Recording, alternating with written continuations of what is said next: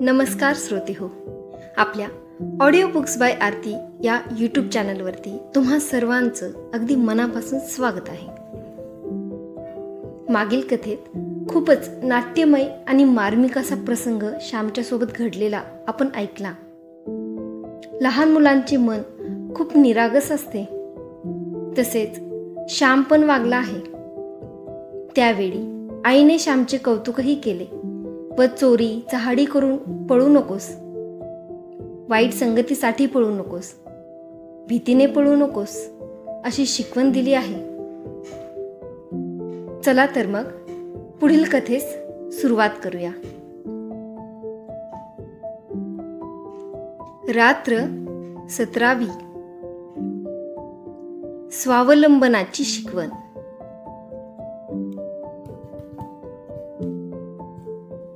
मी लहानपणी पोथ्या पुराणे पुष्कळ वाचली, परंतु संस्कृत स्तोत्रे वगैरे मला फारशी येत नव्हती.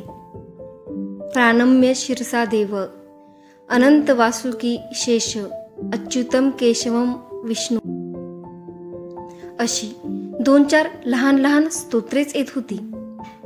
अनंत वासुकी हे नागाचे स्तोत्र आहे.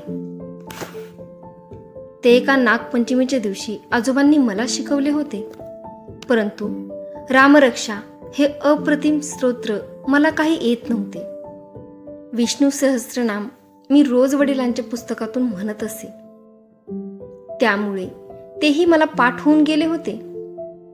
वडिलांना रामरक्षा येत होती, परंतु त्यांनी मला ती शिकवली नाही. रामरक्षेचे पुस्तकही आमच्याकडे नव्हते. मी लहानपणी रामाचा भक्त असल्यामुळे रामरक्षा आपल्याला येत नाही याचे मला वाईट वाटे. आमच्या शेजारी गोविंद भटजी परांजपे राहत होते. त्यांचा एक मुलगा भास्कर, त्याच्याजवळ रामरक्षेचे पुस्तक होते. तो रोज 1-2 श्लोक पाठ करीत होता. संध्याकाळ झाली म्हणजे भास्कर आमच्याकडे येऊन ते श्लोक म्हणे. ते ऐकून मला लाज वाटे व भास्करचा राग येई. आपला अहंकार दुखावला गेला की आपणास राग येत असतो. आपण नेहमी आपल्या भोवती असणाऱ्यांची स्वतःबरोबर तुलना करीत असतो. या तुलनेत आपण जर हिणकस ठरलो तर आपणाला राग येत असतो. उंच मनुष्य पाहून जो खुजा असतो त्याला त्याचा तिरस्कार वाटतो. आपल्याहून दुसरा हुशार आहे असे पाहून आपण दुःखी होतो. भास्करला रामरक्षा येते याचे मला वैषम्य वाटे, आणि तो मुद्दामच परवचा स्तोत्र वगैरे म्हणावयाच्या वेळेसच आमच्याकडे येऊन ते श्लोक जरा एटीने म्हणे. त्यामुळे मला जास्तच चिड येई. हा आपणास मुद्दाम चिडवण्यास एटीने येतो असे पाहून मी फार संतापे. एके दिवशी भास्कर मला म्हणाला, श्याम, आता 10 श्लोक राहिले माझे. आणखीन 5-6 दिवसांनी माझी सारी रामरक्षा पाठ होईल. तुला कुठे येते? मी एकदम संतापलो व चिडीस गेलो. मी त्याच्या अंगावर धावून गेलो व ओरडलो, भाषा, पुन्हा येशील तर बघ मला असे हिनवायला. तुम्हाच येते ते आहे माहीत आम्हाला. एवढी ऐट नको. तुमच्याजवळ पुस्तक आहे म्हणून. माझ्याजवळ असते तर तुझ्या आधी पाठ केली असती. मोठा आला आहे पाठ करणारा. जा आपल्या घरी, येऊ नको आमच्याकडे. मी मारीन नाही तर. आमची शब्दाशब्दी व बाचाबाची ऐकून आई बाहेर आली. तिने भास्करला विचारले, काय रे, काय झाले भास्कर? श्यामने का तुला मारले? भास्कर म्हणाला, श्यामच्या आई, मी नुसते म्हटले की आणखीन 5-6 दिवसांनी सारी रामरक्षा माझी पाठ होईल, तर तो एकदम चिडून माझ्या अंगावर धावून आला व म्हणे, तुला मारीन नाहीतर चालता हो. आई माझ्याकडे वळून म्हणाली, होय का रे श्याम, असे आपल्या शेजाऱ्यांना म्हणावे का? तूच 4दा त्यांच्याकडे जाशील. मी रागातच म्हटले, तो मला मुद्दाम हिनवायला येतो. तुला कुठे येते रामरक्षा असे मला हिनवीत तो म्हणाला. विचार त्याला, त्याने असे म्हटले की नाही ते. जसा अगदी साळसूद, स्वतःची काही सांगत नाही, खोटारडा कुठला. आई म्हणाली, मला रामरक्षा येते व तुला येत नाही असे त्याने म्हटले, त्यात रे काय त्याने चिडवले? खरे ते त्याने सांगितले. आपला कमीपणा दाखवला म्हणून रागवावे कशाला? तो कमीपणा दूर करावा. तू सुद्धा रामरक्षा शिकावी असे भास्करला वाटते म्हणून तो तुला चिडवतो. राम विजय हरिविजय पुन्हा पुन्हा वाचतोस, पण रामरक्षा पाठ का नाही करीत? मी म्हणालो, भाऊ शिकवित नाहीत व माझ्याजवळ पुस्तक नाही. आई म्हणाली, भास्करचे पुस्तक आहे ना, ते त्याला नको असेल तेव्हा घेत जा, नाहीतर त्याच्या पुस्तकावरून ते उतरून घे व पाठ कर. भास्कर आपल्या घरी गेला व मी मनातल्या मनात काही निश्चय करीत होतो. येत्या रविवारी सारी रामरक्षा उतरून घ्यायची असे मी ठरविले. मी कोरे कागद घेऊन त्याची वही शिवली, लेखणी चांगली तयार करून ठेवली व रविवारची वाट पाहत बसलो. रविवार उजाडताच मी भास्करच्या घरी गेलो. भास्कर कदाचित पुस्तक देणार नाही म्हणून एकदम भास्करच्या आईजवळ मी गेलो व तिला गोड शब्दात म्हटले, भीमाताई, भास्करला रामरक्षेचे पुस्तक आजच्या दिवस मला द्यायला सांगता का? मी रामरक्षा उतरून घेणार आहे, मला पाठ करावयाची आहे. आज सुट्टी आहे, मी सबंध दिवसभर लिहून काढीन. भीमाताईंनी भास्करला हाक मारली व त्या म्हणाल्या, भास्कर, श्याम एवढा मागतो आहे तर आजच्या दिवस दे त्याला पुस्तक. तो काही फाडणार बिडणार नाही. श्याम, शाईचे डाग वगैरे नको हो पाडू, नीट जपून वापर. दे रे त्याला. भास्कर देण्यास तयार नव्हता. तो म्हणाला, आज सुट्टी असल्यामुळे उरलेली सारी रामरक्षा मी पाठ करणार आहे, मी नाही त्याला देणार पुस्तक, माझे पाठ करायचे राहील. भीमाताई भास्करवर रागवल्या, तुझे अगदी आजच आडले आहे नाही का रे? उद्या परवा पाठ कर. तुझ्या शेजारचा श्याम ना, त्याच्याजवळ कसली आडी दाखवतोस? दे त्याला, नाही तर बघ. भीमाताईंचा राग भास्करला माहीत होता. भास्करने रागारागाने ते पुस्तक मला आणून दिले. मी ते पुस्तक घेऊन घरी आलो. लिहावयास एकांत मिळावा म्हणून गुरांच्या गोठ्यात जाऊन बसलो. गुरे चरावयास गेली होती. दौत, लेखणी, वही सारे सामान सिद्ध होते. रामरक्षा लिहावयास सुरुवात केली. दुपारच्या जेवणाच्या वेळेपर्यंत बहुतेक रामरक्षा लिहून झाली. दुपारची जेवणे होताच पुन्हा लिहावयास बसलो. लिहिणे संपले त्यावेळेस मला किती आनंद झाला होता, केवढी कृतार्थता वाटत होती. माझ्या हाताने लिहून काढलेली रामरक्षा. माझ्या आईच्या माहेरी जुन्या वेदाधिकांच्या हस्तलिखित पोथ्या कितीतरी होत्या.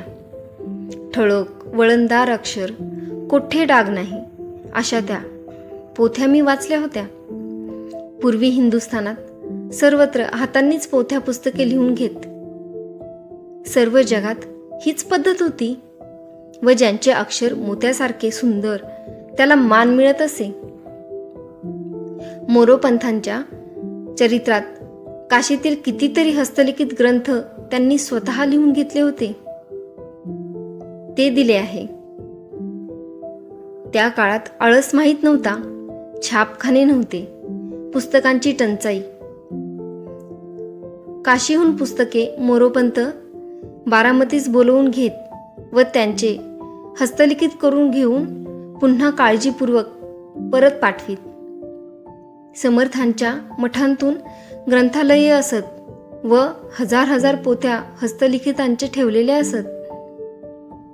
आज छापखाने गल्लोगल्ली आहेत, पुस्तकांचा सुकाळ आहे. तरीही ज्ञान बेताबाताचेच आहे. मनुष्याचे डोके अजून खोकेच आहे.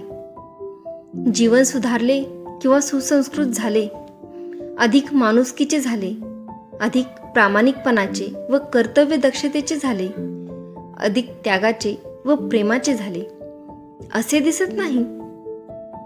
परंतु ते जाऊ दे. मला त्या दिवशी खूप आनंद झाला होता. भास्करचे पुस्तक मी नेऊन दिले. काय रे श्याम, इतक्या लवकर लिहून झाले? भीमाताईंनी विचारले. मी म्हटले, हो, ही पहा वही. भास्करला दुपारून पाठ करावयास पुस्तक हवे म्हणून मी सारखा लिहितच होतो. वा, छान आहे तुझे अक्षर. आता पाठ कर म्हणजे भास्कर चिडवणार नाही. मी घरी आलो व रामरक्षा सारखी वाचित होतो. एका आठवड्यात पाठ करून टाकायची असे मी ठरवले. पुढच्या रविवारी वडिलांना एकदम चकित करायचे असे मनात मी योजिले. रोज मी रामरक्षेची किती पारायणे करीत होतो देवच जाणे, परंतु वेळ मिळताच वही हातात घेत असे. मला संस्कृत व्याकरण येत नव्हते, तरी मला पुष्कळ अर्थ समजत होता व पाठ करताना खूप आनंद होत होता. शेवटी दुसरा रविवार आला. माझी रामरक्षा पाठ झाली. संध्याकाळी वडील केव्हा बाहेरून येतात व मी त्यांना रामरक्षा म्हणून केव्हा एकदा दाखवतो असे मला झाले होते. शेवटी संध्याकाळ झाली. घरात दिवे लागले व आकाशात तारे चमचम करू लागले. मी अंगणात फेऱ्या घालीत रामरक्षा मनातल्या मनात म्हणून बघत होतो. वडील आले व हातपाय धुवून घरात गेले. त्यांनी विचारले, काय श्याम, परवचा स्तोत्र वगैरे झाले का रे? मी एकदम म्हटले, हो, सारे झाले. तुम्ही माझी रामरक्षा म्हणून घेता का? ते एकदम म्हणाले, तू कधी शिकलास आणि कोणी शिकवली? मी सांगितले. भास्करच्या पुस्तकावरून मी उतरून घेतली व पाठ केली. बघू दे तुझी रामरक्षेची वही, ते कौतुकाने म्हणाले. मी माझी वही त्यांच्यापुढे ठेवली. वहीची पाने सुंदर आखलेली होती. डाग कोठे नव्हता, परंतु अक्षर किरटे होते.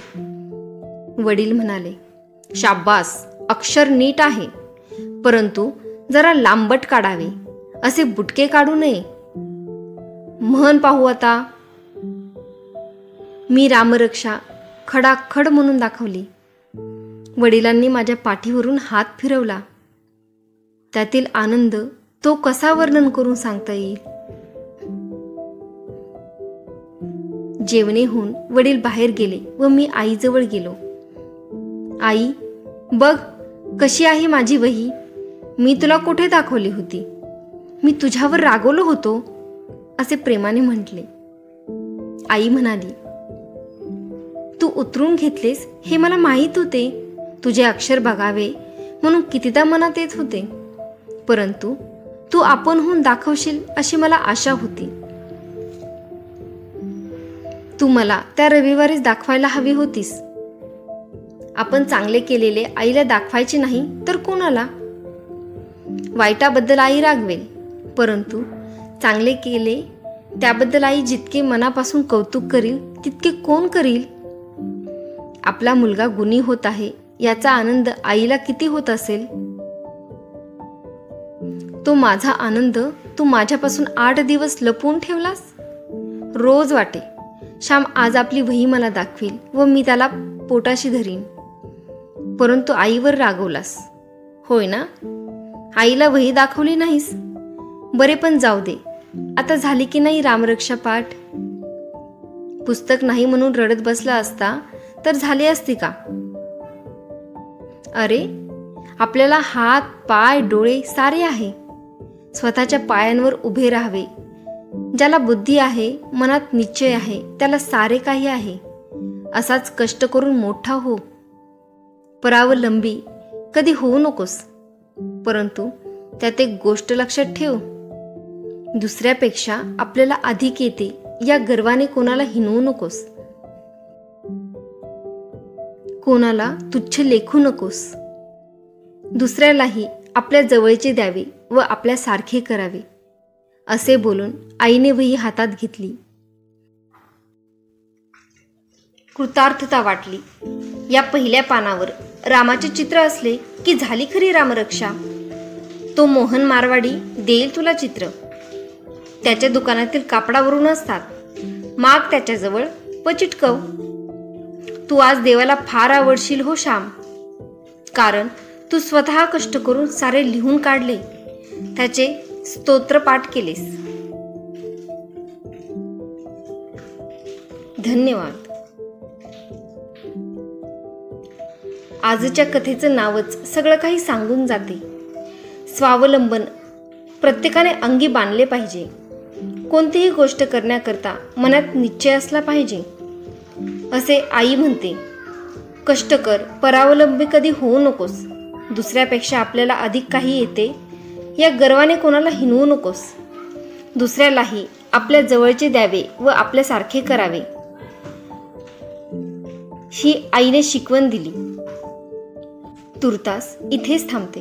अशाच नवनवीन कथांचा आनंद घेण्यासाठी चॅनलला सबस्क्राईब करा. आपला अभिप्राय मला नक्की कळवा. भेटूया पुढील भागात. थँक्यू.